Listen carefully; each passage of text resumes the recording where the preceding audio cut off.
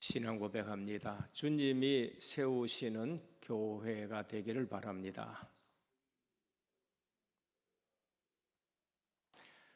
오직 나의 영으로 되느니라.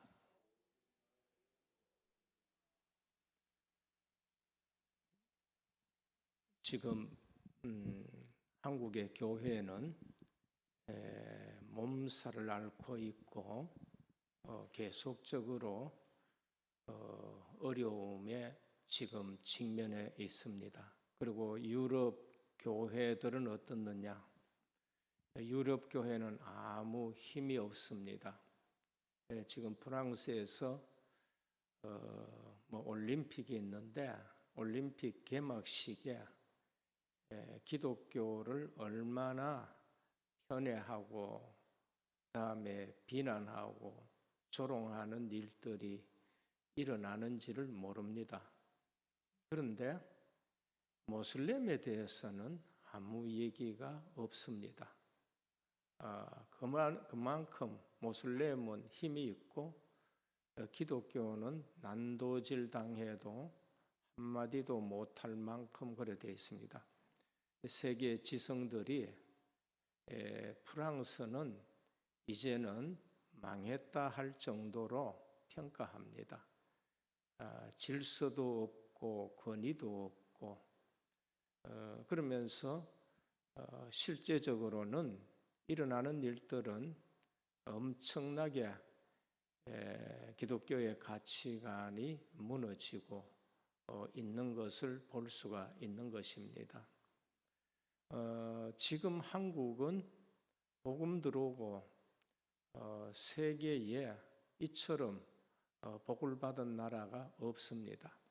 그러나 대표적인 교회들마다 지금 우리가 실망할 수밖에 없는 일들이 일어나는데 그게 한국 교회와 지도자들의 모습인 것입니다. 실제적으로 장자교단이라고 하는 것과 실제적으로 성령이 가장 역사한다는 제일 큰 교회와 몇 군데다 이런 일들을 보면서 오늘 우리는 교회는 누가 세워야 되느냐? 주님이 세워야 된다는 것을 우리가 꼭 기억하셔야 됩니다. 그래서 강단에서 주신 말씀처럼 우리는 예수 그리스도의 향기가 되어야 됩니다. 말이나 언행이나 그 다음에 또 삶이나 우리 옆에 왔었을 때에 예수 그리스도의 향기가 나야 돼요. 우리는 예수 그리스도의 편지입니다. 모든 서신이 편지로서 그리스도가 전달되고 있는 것입니다. 바울 사도는 13통의 편지를 썼습니다. 그보다 사실 더 썼지요. 없어진 것도 있으니까. 그 편지를 통해서 사람들은 그리스도를 더 알게 되는 것입니다. 그리고 우리는 보배를 가진 질그릇입니다. 우리 안에 누가 계시느냐? 보배로우신 예수 그리스도가 계십니다. 그러면 우리 안에서 나오는 것은 뭐야 되느냐? 예수 그리스도가 나와야 됩니다. 예수 생명이 나와야 됩니다. 오늘은 서문화교회에 주신 주님의 말씀입니다. 서문화교회는 어떤 교회였냐? 궁핍 하나 부요한 교회다. 궁핍 하나 부요한 교회다. 서문화 지역은 에베소 지역으로부터 북방으로 한 80km 떨어져 있는 도시입니다. 해변 도시인 것입니다. 그리고 서문화 지역은 에베소와 두아디라와 서문화 이 세 지역이 그 주변에 대표적인 도시로 경쟁하고 있는 도시입니다. 과학과 예술과 경제가 아주 발달되어 있고 2000년 전에 10만이 있었다 그러면 굉장한 도시지요. 그러한 도시입니다. 그러나 전부 다 로마 제국의 속국이니까 로마 황제에게 잘 보이기 위해서 로마 신상들을 아주 크게 지어놓고 있는 도시인 것입니다. 여기에 그러면 어떻게 교회가 세워졌느냐? 성경에는 나타나지 않았지만은 사도 바울이 에베소에 전도할 때에 아마 그쪽 지역으로 영향이 미쳐서 교회가 세워졌다라고 그렇게 봅니다. 저희 시골 교회도 여기 저 동산에 가면은 제일교회가 있습니다. 베어드 선교사가 부산에서 와서 여기에 교회를 세워놨는데 안동으로 의성 지역으로 한 80km, 120km 그 영향으로 교회가 세워졌듯이 서머나 교회도 에베소 지역에 선교할 때에 그러한 영향으로 세워진 것 같습니다.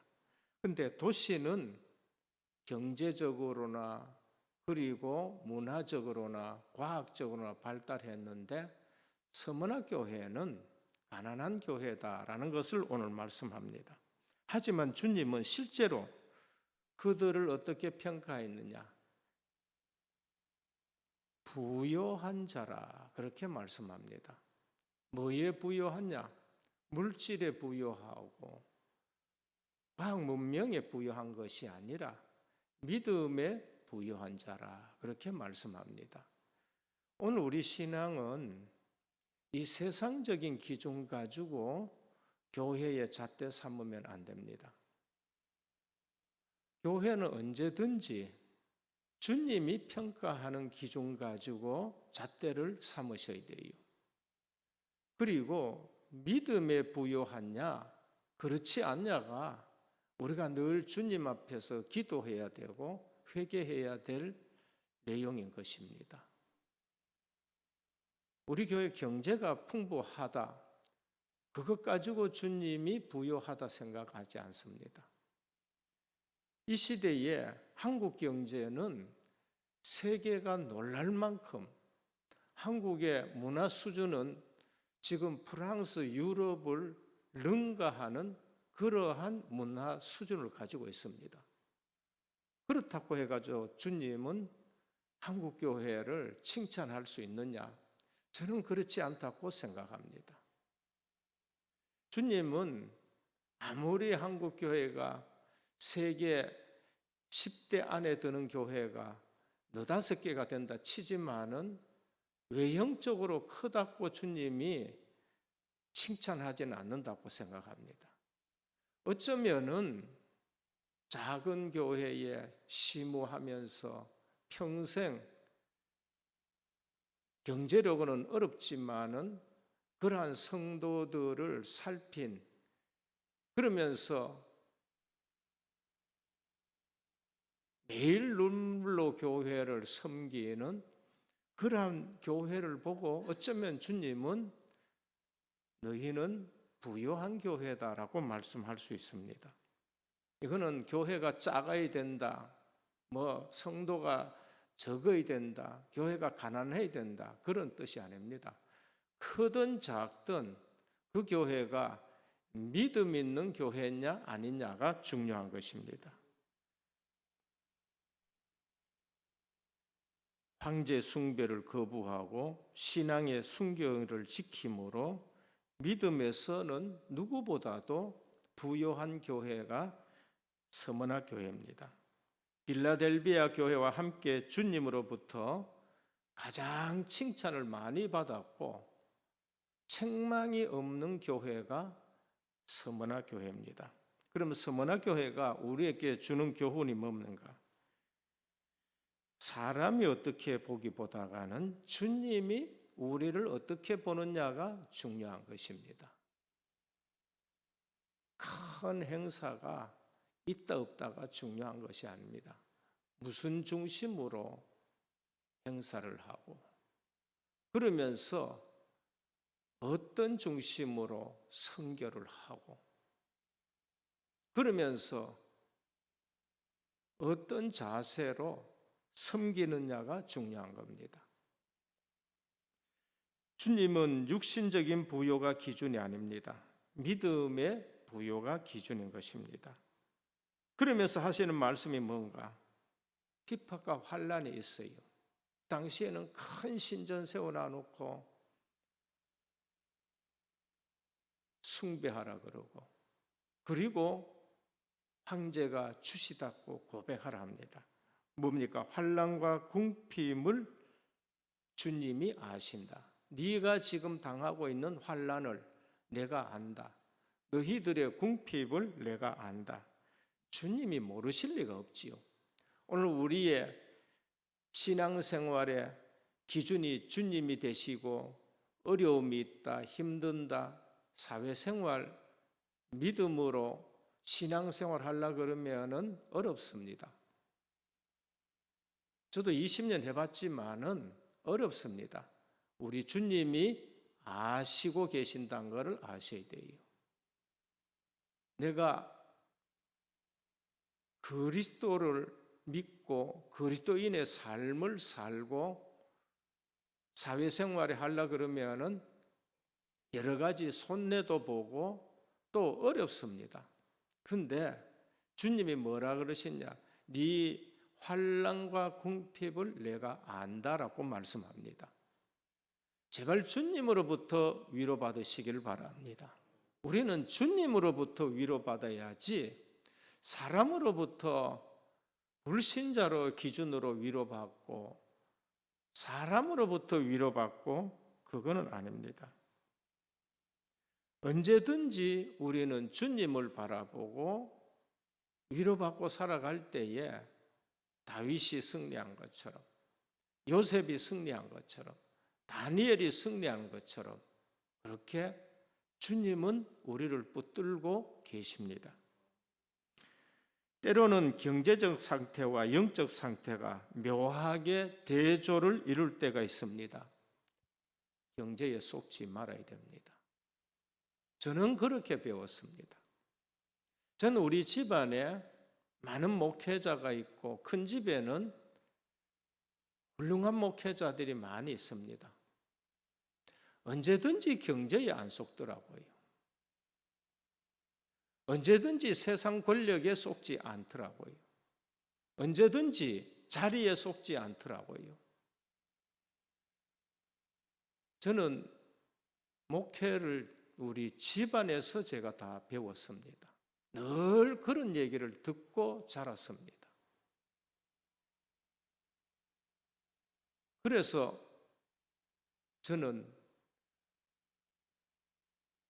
그렇게까지 닮아갈 수는 없지만은 그래도 조금은 닮자라는 삶으로 지금 걸어가고 있습니다.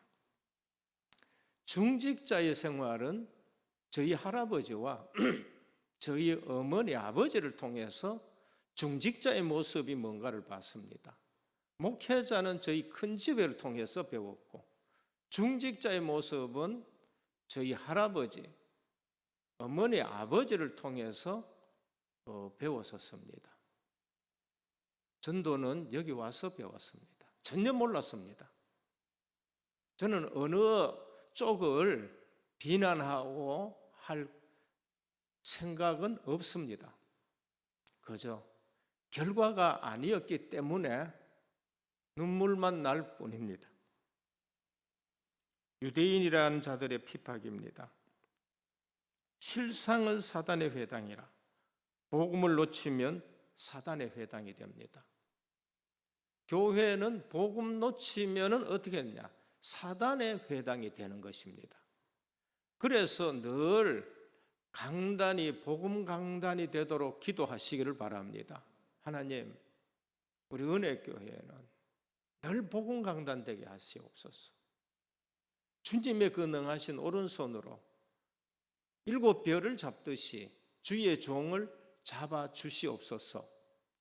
그래 기도하시면은 주님이 반드시 강단을 통해서 여러분들에게, 본인들에게 은혜를 주십니다. 강단에 복음 없어진다는 것은 무서운 일입니다. 두려운 일이고요. 사단의 회가 된다. 회당이 된다. 유대인들이 누굽니까? 하나님을 엄청나게 잘 섬긴다고 하는 사람들입니다. 근데 율법이 있지 복음이 없어졌어요. 그래서 같은 제국 안에, 같은 도시 안에 하나님을 섬긴다고 살지만은 복음이 없으니까 예수 믿는 사람들을 이제 회당에서 쫓아내고 핍박하고 그렇게 하는 일들이 되어버리는데, 그 회당이 우리 주님은 사단의 회당이다라고 말씀을 합니다. 오늘 교회 놓고 늘 기도하시는 중직자 되시기를 바랍니다. 이 시대에 나와서 기도하셔야 됩니다. 옆에 분들을 깨우시고 하셔야 됩니다. 이것이 우리 신앙생활에 매우 중요한 일입니다. 저는 교회 안에, 교단 안에 이런 일에 쓰임 받는 자를 볼 때에는 불쌍합니다. 몇 대째 믿는데도 그냥 이런 일에만 쓰임 받아요. 자리 때문에 그렇게 쓰임 받고, 사람 인정하는 것 때문에 그렇게 쓰임 받고 보면은 불쌍합니다.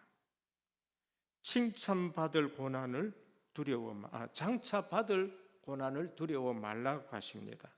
로마 황제의 핍박입니다.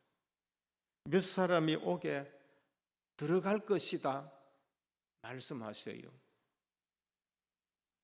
서머나교회의 초대 감독 폴리갑이라는 분이 있습니다. 이분은 사도 요한의 제자입니다. 그러니까 속사도라고 말하지요. 서머나에서 12번째 순교하신 분입니다. 86세에 화형을 당할 위기에 있는 겁니다. 그리스도가 십자가에서 돌아가셨고, 로마의 황제들은 그리스도인이 황제를 키루스라고 고백하지 않는다고 해서 콜로세움에 화형을 처합니다.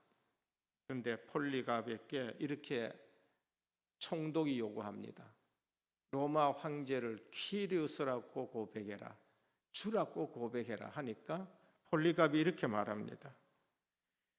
86년 동안 주님은 한 번도 나를 섭섭하게 하지 않았는데 내가 어찌 나를 구속하신 나의 왕을 섭섭하게 할 수 있겠느냐라고 고백했습니다. 그리고 담대하게 한 걸음 한 걸음 화형장으로 걸어갔습니다. 그렇게는 그리스도인이 이 세상에서 고난당하지 않으라고 약속한 부분이 없습니다. 너희 세상에서 고난 안 당한다, 그렇게 주님이 우리에게 약속한 날은 한 것은 한 번도 없습니다. 세상이 너희를 미워할 것이라고 말씀하셨습니다. 그런데 한 가지 중요한 약속하셨습니다. 두려워하지 말라, 내가 세상을 이겼다고 말씀하시고 내가 너희를 보호하겠다고 말씀하셨습니다.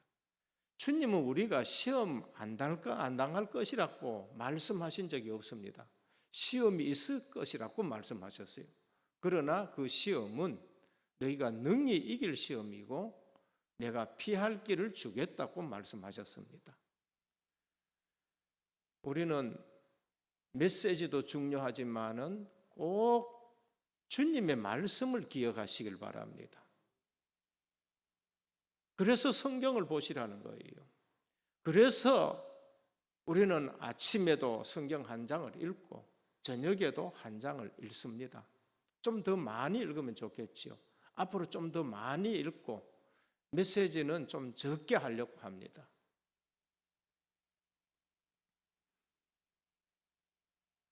속으면 안 됩니다.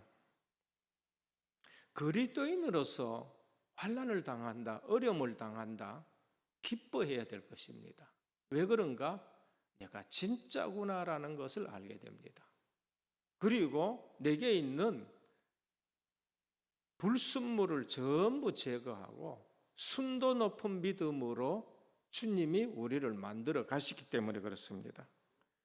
현재의 환난과 어려움과 역경 하나도 두려워하지 않기를 축원합니다. 오히려 나를 연단하시는구나. 우리 교회를 연단하셔서 더 순수하게 하시는구나. 마지막입니다. 서머나 교회를 통해 우리가 붙들 주님은 어떤 주님이냐? 에베소회를 통해 우리가 붙들 주님은 7별을 잡으시고 7금촛대 사이를 운행하시는 주님입니다. 우리는 그런 강단을 놓고 기도해야 되고 우리 교회가 주님이 운행하시는 교회로 놓고 기도하고 붙들으셔야 돼요. 2000년 전에 에베소 교회를 향한 주님이나 오늘 이 시대의 한국 교회와 은혜 교회를 향한 주님의 말씀은 동일하십니다. 왜? 예수 그리스도는 어제나 오늘이나 영원토록 동일하시기 때문에 그렇습니다. 지금은 어떻느냐? 서머나 교회는 어떻냐? 처음이요 마지막이신 그리스도입니다. 알파와 오메가인 그리스도입니다. 창세 전의 그리스도, 창세 영원한 그리스도가 되는 것입니다. 모든 거 다 아십니다. 변하지도 않고 우리를 사랑하시고 영원전부터 영원까지 세세무궁토록 은혜교회가 함께 하시는 그리스도 붙드셔야 돼요. 절대 안 변합니다. 죽었다가 부활하신 그리스도를 붙드셔야 됩니다. 우리 위에 십자가의 대속의 제물이 되신 그리스도, 그리고 사망, 마귀 권세 깨뜨리시고 승리하신 그리스도를 붙드셔야 돼요. 그래야 우리가 세상을 이기고 어려움을 이깁니다. 왜? 주님이 이기셨기 때문에. 우리는 그리스도 안에 있으면 우리도 이긴 줄 믿으시길 바랍니다. 그래야 걱정이 없고 두려움이 없고 흔들림이 없는 것입니다. 그리고 오늘 또 우리 보고 이겨라고 응원하신 그리스도를 붙드셔야 돼요. 이기는 자에게는 내가 뭐를 준다고요? 둘째 사망의 해를 받지 않게 하시겠다. 가장 큰 선물이 뭔가? 생명과실을 먹게 하겠다. 영생입니다. 둘째 사망의 해를 받지 않겠다. 영생인 겁니다. 우리는 구원받는 보장이 가장 큰 선물입니다. 주님은 지금 첫째 교회나 둘째 교회나 그거를 강조해요. 우리가 이거 놓치고 뭘 붙들고 신앙생활 하려고 합니까? 저는 제가 구원받았다는 그 은혜, 그 확신을 줄 때에 그거보다 저는 더 기쁜 것이 없어요. 지금도 마찬가지입니다. 내가 구원받은 하나님의 백성이다. 그 신분과 그 권세, 자부심, 그것 가지고 목회를 하고 살아갑니다.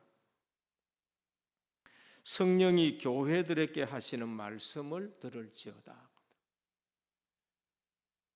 오늘 또 성경 읽을 때에 성경을 기록하게 하신 성령께서 우리에게 하시는 말씀을 듣는 저와 여러분 되시기를 주님의 이름으로 축원합니다.